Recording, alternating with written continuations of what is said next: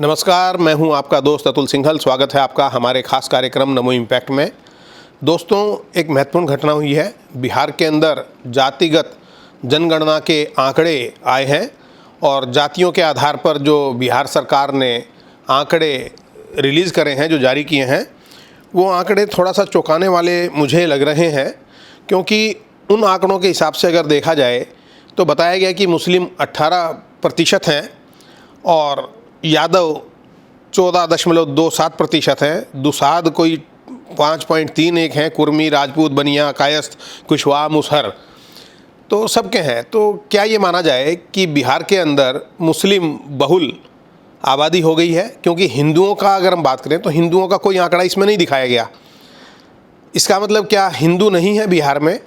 क्या ये कारण है? किस प्रकार से जातियों का विभाजन किया जाता है, या उनका ये कहा जाए कि आंकड़ों के अंदर गणना की जाती है? इन सब मुद्दों पर चर्चा के लिए हमारे साथ डॉक्टर नंदकिशोर गर्ग साहब। अभी 2 दिन पहले राहुल गांधी ने भी इस बात को कहा कि अगर सरकार में आए तो जातिगत जनगणना करवाएंगे, और प्रधानमंत्री नरेंद्र मोदी ने अपने भाषण में इस बात की आलोचना की है। पूरे मामले पर आपकी प्रतिक्रिया? इस देश के अंदर वैसे तो हमेशा से ही सुर और असुर का झगड़ा रहा, देवताओं के टाइम से राक्षसों का रहा। और मैं समझता हूँ जो अंग्रेज़ों ने इस देश के अंदर जब राज किया तो उन्होंने देख लिया था कि इस देश को बांटते रहो, और ये देश बंटने के लिए छोटी छोटी बातों पर हमेशा तैयार था। तो 200 साल हुए ऐसे राज, इतने मुश्किल से 1.5-2 लाख आदमी थे यहाँ, कितना लंबा राज कर गए। और इस देश पर ये सोचते थे हम तो कभी जाएंगे ही नहीं, क्योंकि इस देश की कमज़ोरी क्या है, किसी न किसी छोटे से छोटे दायरे में बांटने वाली प्रवृत्ति जो है वो हावी हो जाती। इस देश में मैंने एक बार रामधारी सिंह दिनकर, जो बिहार से ये बहुत बड़े लेखक कवि रहे हैं, राष्ट्र कवि भी, उनके संस्कृति के 4 अध्याय एक बड़ी पुस्तक थी, पढ़ी थी। उस समय उन्होंने कहा था कि देश में जातियाँ देखो, 4 वर्ण थे कार्य के आधार पर, श्रम विभाजन था, डिवीज़न ऑफ लेबर था, परंतु धीरे धीरे 5-6 हज़ार जातियाँ हो गई।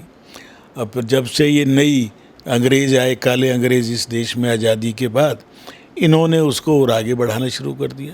लिस्टें बनी थी, शेड्यूल कास्ट, शेड्यूल ट्राइब, घुमंतु जाति, ये वो, उन सबको अलग अलग जातियों का दर्जा दे दिया। आज जो आप ये जहाँ इशारा कर रहे हैं, एक तरफ से तो मैं ये कहता हूँ कि Hindu is a way of life. Supreme court ने कहा हिंदू कोई जाति नहीं है, ना कोई धर्म है।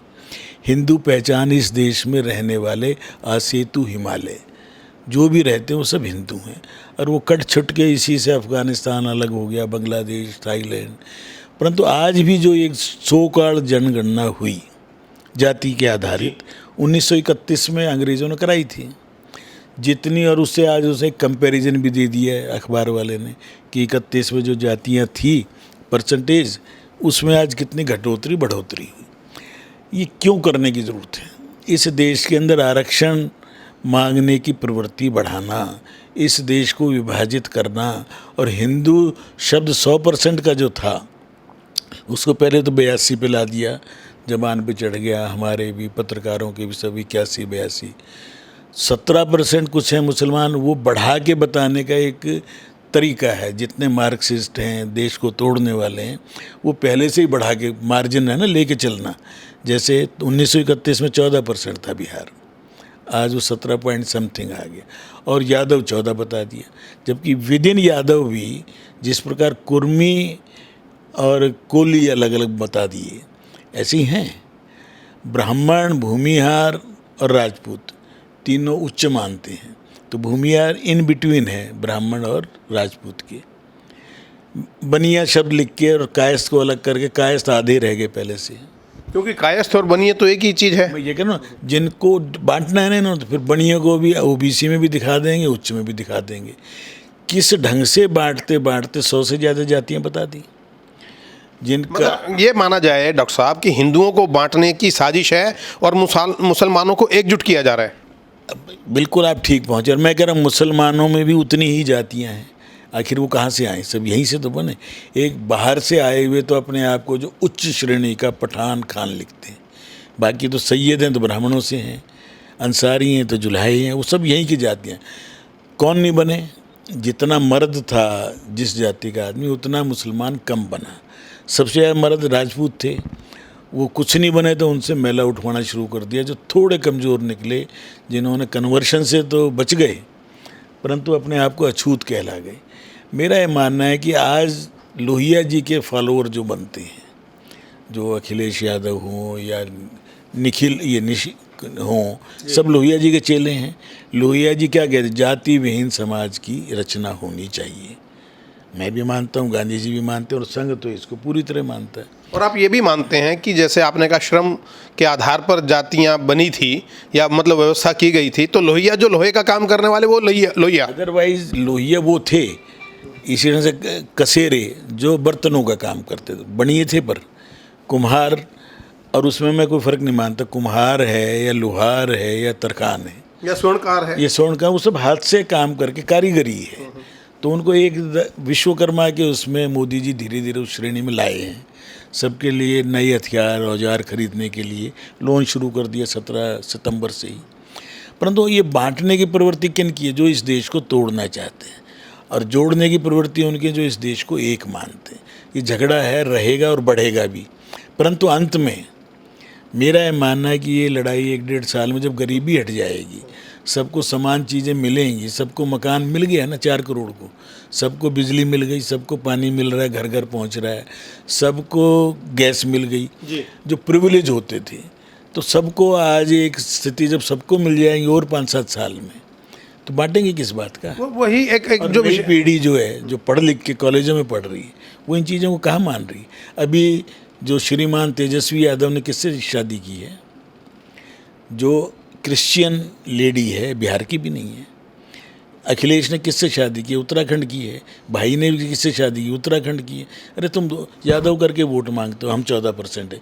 यादव में भी घोसी भी अलग अलग है, आपस में ब्याह शादी नहीं होती। यादवों के अंदर भी ये छोटे बड़े हैं, पर तो क्यों बांट रहे हो? और विषय ये भी है डॉक्टर साहब, जो आप बता रहे हैं, मैं उसी बात को आगे बढ़ा रहा हूँ कि जातियों के आधार पर बांट रहे हैं, और जब आरक्षण पाना है तो फार्म के अंदर जाति लिखी जाती है, जिसको हमेशा विवाद होता है। लेकिन अगर आपने किसी को जाति सूचक शब्द बोल दिया तो अपराध हो गया, तो उसके अंदर आप सजा मिल जाएगी। आज की तारीख में शेड्यूल कास्ट शब्द क्या है? वो एक ग्रुप ऑफ कम्युनिटीज़, उसके अंदर भी अति भी बना दिए, मतलब सूची है वो, सूची है, उसके अंदर भी बिहार के अंदर पिछड़ा अति पिछड़ा। इसी ढंग से हरियाणा में हमने भी आग्रह किया कि वाल्मीकि को थोड़ा अलग करके दो आरक्षण। जो आप 14% देते हैं, वाल्मीकि जो 3-4% इनको तो कुछ भी नहीं मिलता। ये बेचारे वो मर्द हैं जिन्होंने हिंदू समाज को बचाया था, तो हरियाणा ने पहली बार किया था, यूपी ने भी किया। मेरा मानना है धीरे धीरे अभी समाप्त होनी चाहिए। इसके लिए एक मंदिर, एक पूजा स्थान, एक तालाब, एक शमशान घाट, ये डॉक्टर हेडगेवार ने भी कोशिश की थी। मोहन भागवत जी बार बार आग्रह कर रहे हैं कि एक स्थान से पानी पिए। अंबेडकर क्यों नाराज हुए थे कि जिस तालाब में पशु पानी पी सकता है वहाँ कोई महार क्यों नहीं पी सकता? बात जायज़ थी। मुझे भी लगता है कि गुस्सा क्यों नहीं आना चाहिए, बिल्कुल ठीक है, वो उनका गुस्सा जायज़ था, पर उन्होंने कहा मैं मूल रूप से हिंदू समाज को एक भी रखना चाह रहा हूँ। तो बौद्ध बने ना। बिहार के अंदर जो बुद्ध की जननी है, किस्म महावीर की जननी है, वहाँ क्या संख्या निकली? 1-1 लाख भी नहीं है टोटल। जिस बिहार ने भगवान महावीर को दिया हो, बुद्ध को दिया हो, उनके फॉलोअर 1-1 लाख भी ना हो, क्योंकि उनको बांट दिया ना तुमने। तुम लोग लालच के अंदर, जातियों के अंदर बढ़ते जा रहे हैं। मेरा ये मानना है कि इस देश में कृषक एक जाति, एक वर्ण मान लो, व्यापार उद्योग को एक मान लो, जो काश्तकार उसी में आ जाएंगे, पढ़ने पढ़ाने वाला एक है, और बाकी सब जो सेवा करने वाले हैं, वो सेवा शब्द था, अछूत नहीं था। आएगा समय, शिक्षा दे दो एक बार सबको। मोदी जी जिस रास्ते पे चल रहे हैं, ये सब इररिलेवेंट हो जाएंगे। 24 के चुनाव में 400 सीटें आएंगी, तो ये जाति जाति के चिल्लाने पुकारने वाले लोग सब अपने आप को ख़त्म कर लेंगे। मेरा मानना है कि इनमें दम नहीं है। लालू जो आदमी 2 गाय भैंस पालते पालते सारा चारा खा गया, सारा तारकोल खा गया, सारी सड़कें पुल खा गए। बेशरम लोग कितने बड़े बड़े मॉल बना लिए, नौकरी देने के बदले ज़मीनें ले ली, ज़मीनों में मॉल बना दिए, बड़े बड़े फार्म हाउस दिल्ली में बना दिए। ये सबको अंदर करना चाहिए, तुरंत कर देना चाहिए। चलिए, मेरा ये मानना है कि सख्ती की और ज़रूरत है।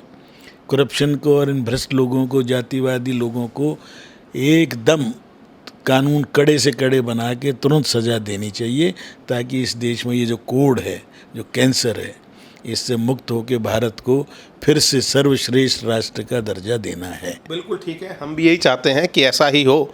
और ये साफ है जिस प्रकार से डॉक्टर नंदकिशोर गर्ग ने भी कहा, और आज विचलित करने वाली ये खबर है कि बिहार सरकार ने जातियों के जो आंकड़े दिए हैं, कुल मिलाकर वोटों की राजनीति के लिए हिंदू समाज को बांटने का कार्य चल रहा है, साजिश चल रही है, और आने वाले समय में धीरे धीरे ये सब खत्म हो जाएगा, ऐसी हमें भी अपेक्षा है। बहरहाल कार्यक्रम नमो इम्पैक्ट में आज इतना ही। अगले कार्यक्रम में फिर मिलेंगे। नमस्कार।